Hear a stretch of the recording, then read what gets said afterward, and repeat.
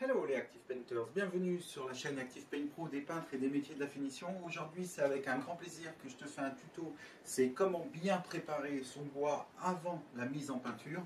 Donc les produits ont été, les portes, c'est juste des demi-portes anciennes avec de la peinture très résistante d'il y a à peu près une cinquantaine d'années, des peintures à base d'essence. Donc je l'ai décapé avec un produit biosourcé qui a très bien marché. Biorox, voilà. Et maintenant, ce que je vais faire, c'est que je vais préparer mon bois pour recevoir la peinture. Allez, je te fais voir le tour du support. Donc là, par exemple, tu vois, il manque un élément. Là aussi, si tu peins par-dessus, il va y avoir un trou. Donc évidemment, la peinture ne va pas boucher correctement ton port. Là, il y a eu une agrafe. Donc si tu peins dessus, ce qui va se passer, c'est que ça va couler. Et après, tu vas avoir quelque chose de moche. Hein, d'ailleurs, c'est pour ça que j'ai pas réussi à décaper, c'est qu'il y avait une agrafe derrière. Là, c'est pareil, tu vois, c'est donc une porte qui a été, légèrement modifiée. Là, tu as des trous partout, tu as des pointes aussi qui dépassent. Donc autant, tu as des trous partout ici, tu vois. Bon, là, c'est normal, il y avait une charnière en haut aussi, pardon.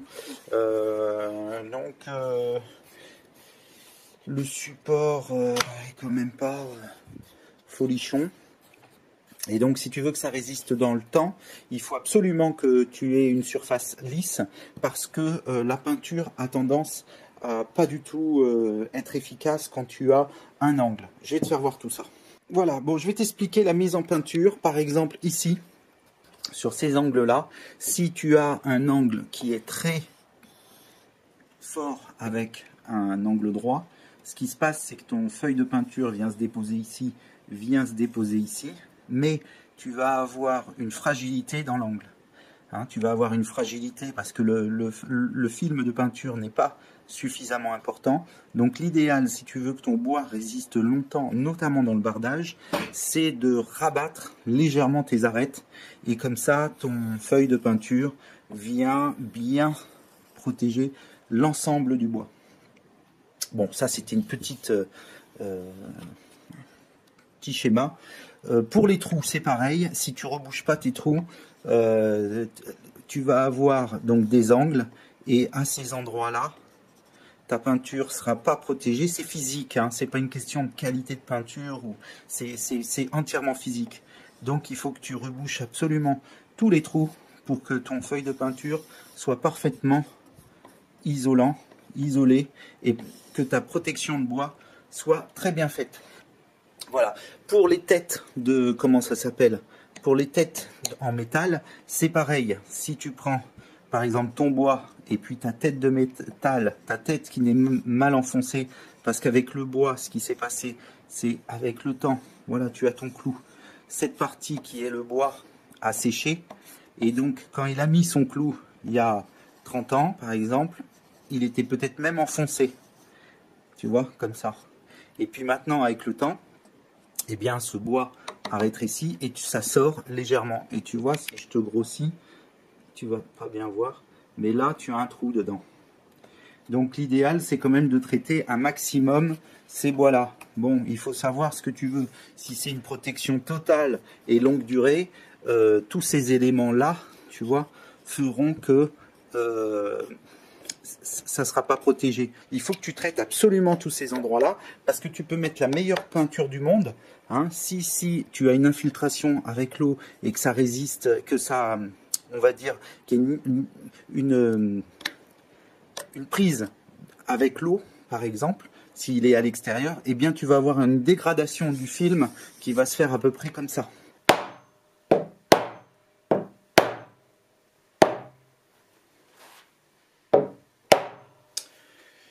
J'avais un chasse-goupille, j'en avais plusieurs, des chasse-goupilles, je les retrouve plus. Alors comme ça, mais il y a plein d'affaires que je retrouve pas en ce moment. Attends, je vais te mettre la caméra plus comme ça. Donc, tu vois, je renfonce un petit peu les clous. J'ai un deuxième marteau comme ça. Tu peux enfoncer, par exemple, un qui dépasse, tu peux faire comme ça. Voilà, ça marche aussi, ça. Et je ne retrouve pas mes chasse-goupilles. Ça m'agace. et comme ça tu révises ta porte. Donc je prends ma ponceuse, j'ai mis un disque de 120 qui commence à être bien esquinté et je vais passer un petit coup vite fait pour voir déjà comment ça réagit.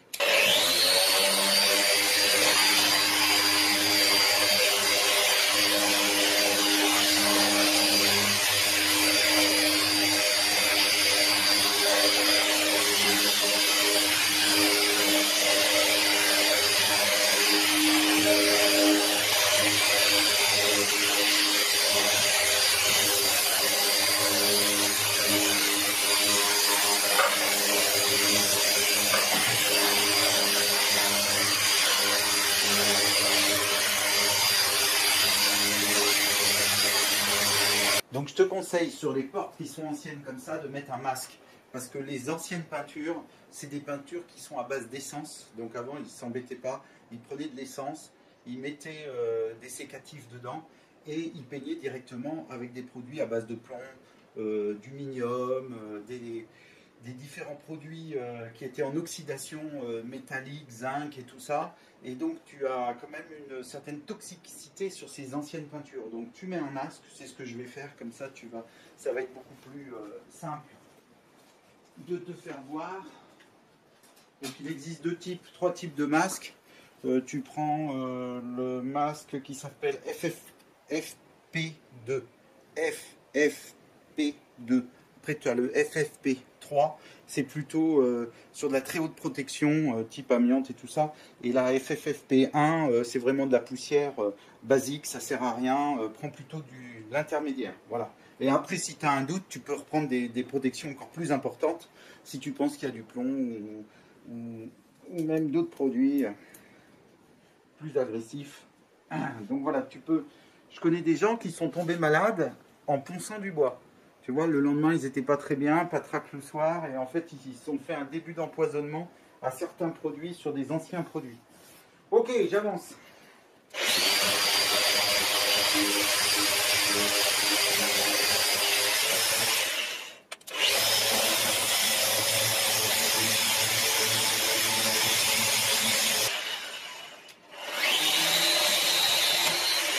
Ok. Donc voilà, avec le disque, plus tu vas aller vite, plus il va s'esquinter. Un disque abrasif, il vaut mieux être sur la vitesse intermédiaire entre le haut et le bas. Tu vas travailler plus longtemps, tu vas aller moins vite, mais ton disque va durer beaucoup plus longtemps. Voilà, moi j'étais rapide pour la vidéo, mais autrement tu peux baisser la vitesse. Ok, donc là je vais finir à la main, c'est parti là. Et après j'attaque. J'avais une autre petite machine, mais je retrouve plus son petit plateau, une petite machine multifonction sur batterie, et je retrouve plus son plateau. Donc tu peux faire comme ça, tu peux aussi prendre un outil qui peut t'aider, qui peut gratter. Pour finir d'enlever toute la peinture. Voilà.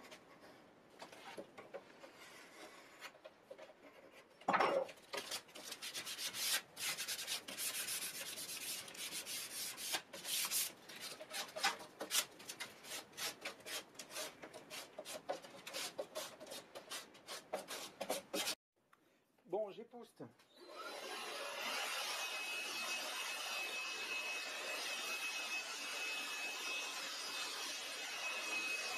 Ça me permet de voir si j'ai fait des oublis ou pas. J'ai fait des oublis là, quelques-uns, mais le fait d'épousseter, ça te donne de la visibilité sur ton travail. Bon voilà, ça m'a permis de voir que j'ai fait des oublis. Ce qui est important dans le travail, c'est les étapes. Tu fais étape par étape. Tu ne sautes pas une étape en disant ouais bon celui-là c'est pas tout à fait bien poncé, je le poncerai tout à l'heure une fois que... Non, tu décapes tout, tu laves tout, tu ponces tout. Maintenant on va mettre un produit qui est un produit de chez Toupret. Je ne sais même pas s'il y a encore la marque. Voilà, c'est ça. D'accord, donc ça c'est comme un peu un enduit on va dire, mais spécial pour le bois. Il n'y a pas besoin... En français, enduit de rebouchage et préparation des bois, support conforme aux normes en vigueur. Le support doit être dur, cohésif, propre, sain. Bon, bref, recouvrement sur tout type de peinture vernis. Ouais, recouvrable par tout type de peinture vernis. Bois exotique, courant. Bon, bref, tu m'as compris. Enduit garantie 6 mois. Produit garantie 6 mois. facture d'achat faisant foi. Ah ouais, mais ça doit être, un truc pour la grande surface. Pourtant, je ne l'ai pas acheté en grande surface. Donc, ils disent que il faut 30% d'eau, 1 kg, 0,300 ml. C'est à 30 minutes de temps d'utilisation, c'est recouvrable par peinture en 3 heures. Il faut l'utiliser entre 5 et 35 degrés avec un taux d'hygrométrie inférieur à 80. Norme DTU 59.1. Voilà. Bon, ben, je vais le préparer, puis on va l'appliquer un peu et après on se remet au ponçage. Bon, je te fais voir. Donc, ça c'est un petit sac, tu fais un petit coin, tu fais comme tu veux, moi je fais comme ça. Tu poses un peu de produit dessus. Je pense que ça devrait suffire. Moi je referme, tu vois, j'ai un petit scotch dessus. Je fais comme ça. Et je le remets toujours comme ça dans ma boîte. Comme ça, on est bien. Après, un peu d'eau. Donc tu fais un coup dans le milieu. Un petit peu d'eau. Voilà. La petite comme ça. Et puis, je vais préparer ma petite mixture sur une plaque droite. Parce qu'il y a très peu à faire. Évidemment, si tu as très gros à faire, bah, tu utilises un petit seau, ou un petit pot, ou voilà, tu augmentes ton contenant à ce que tu as besoin de faire. Voilà. Je vais mettre un petit chou d'eau. Bon, il y a un faible retrait sur ce produit-là. Je vais pouvoir remettre encore un peu d'eau. Il va doucement, hein, parce que si tu mets trop d'eau, il faut que tu ressortes du produit. J'en ai crédit. C'est un peu liquide, je crois que c'est pas sûr. Voilà. Je prends l'autre. Ah. Voilà. C'est pas mal.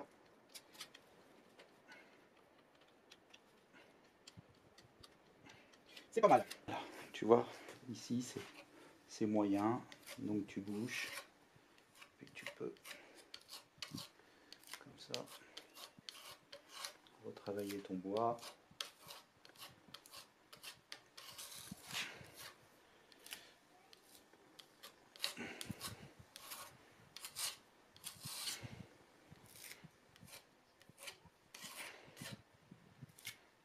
Tu peux restructurer tout ton bois si tu veux. Ça dépend de comment tu veux que ça soit nickel. Bon, moi j'ai pas du tout un besoin que ça soit super nickel. Bon, là c'est pas. Là, tu poses. Faut pas que tu lisses trop comme ça, tu vois. Si tu lisses trop comme ça, il va y avoir une rétractation et c'est pas. Il faut bien que tu mettes, comme on dit, dans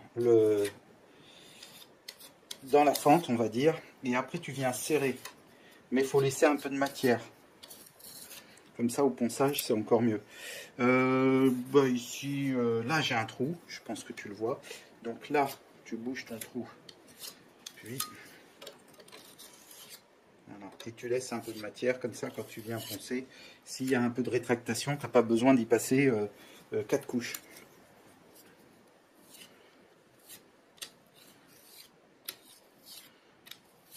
Voilà. Voilà. J'arrive pas à tout boucher. Très bien. Ici, pareil. Surtout si ça va à l'extérieur, bouche les trous. C'est ça qui va faire ta protection du bois. Parce qu'après, tu vas avoir un endroit qui va prendre l'humidité et qui, à très court terme, va t'enlever la peinture. Bon, bah voilà, comme ça on va avancer. Hein, tu vois, je vais faire là où je vois qu'il y a un petit peu.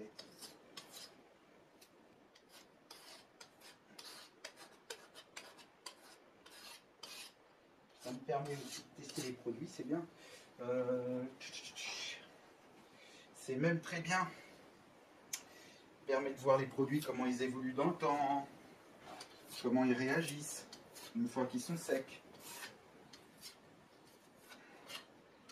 C'est bien de faire des tests comme ça des fois. Dans ton entreprise, je ne sais pas si tu en fais. C'est vrai que ça prend du temps et il faut prendre le temps des fois, mais ça peut être intéressant. De tester les produits. surtout que tu demandes à ton commercial, tu veux tester un produit, en général, ça pose pas de problème. La marque, elle n'est pas spécialement... Elle s'en fout, elle n'est pas à une boîte près. Hein. Si derrière, tu valides le produit et que tu en commandes souvent, ça pose pas de problème. C'est plein de trous. Je vais le mettre ici. Alors c'est un produit qui sèche assez vite. Ça c'est pas mal parce que tu fais la mise en peinture 3 heures après. Ça veut dire que là je vais faire mon application et puis je vais aller manger. Et quand je reviens, je ponce. Et si c'est ok, je me mets à la peinture. Je vais te faire ça. Comme ça tu vas voir. Mais c'est assez simple. Hein.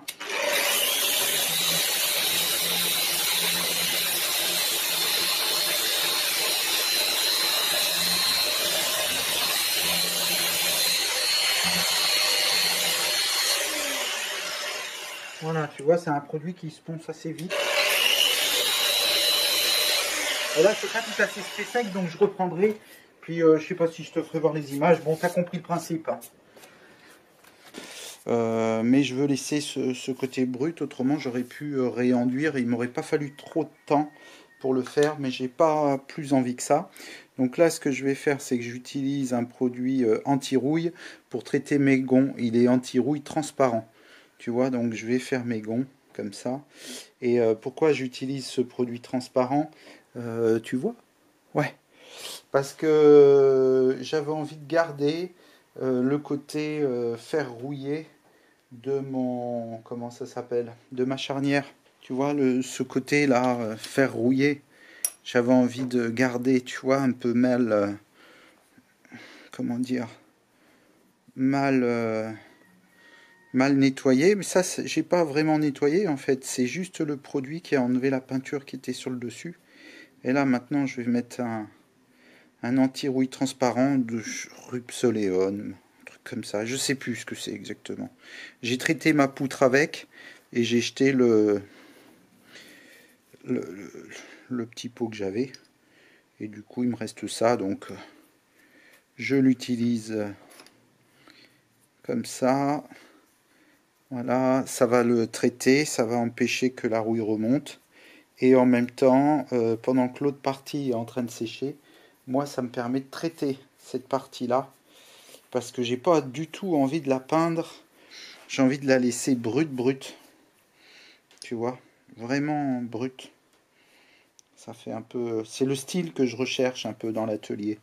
Tu sais, pas industriel parce que je veux que ça ressemble plus à un petit atelier qu'un ancien entrepôt. Et puis comme ça, je vais pouvoir directement utiliser mon primeur d'accroche qui est multisurface. Mais en général, les primeurs d'accroche, eux, ils sont pas anti-rouille. Hein. Faut pas confondre. Et donc voilà. Bon, et ben maintenant c'est bien sec, on y va.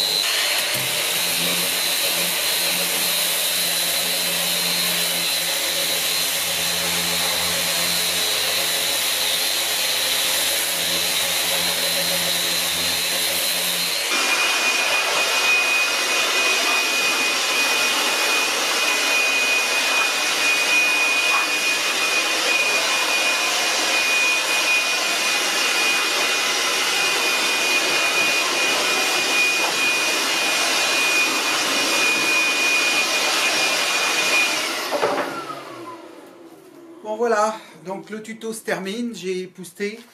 Voilà, donc je te remercie d'avoir regardé cette vidéo. Je te rappelle que tu peux t'abonner, tu peux activer la cloche, c'est en bas.